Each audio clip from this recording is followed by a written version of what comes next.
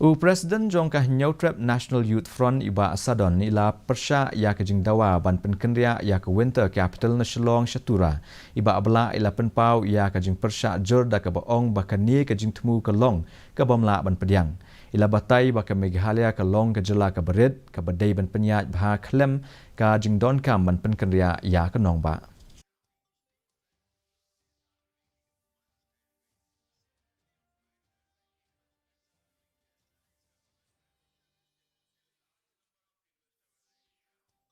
Seasonal capital to from Shillong to Tura or vice versa.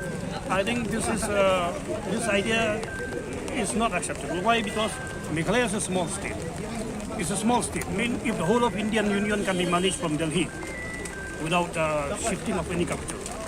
So the agenda I see that pushing for a demand for a separate section, separate governmental function, so to say, from one district to another district is nothing but the only attempt is to further create misunderstanding, further create mistrust among the tribal of Meghalaya.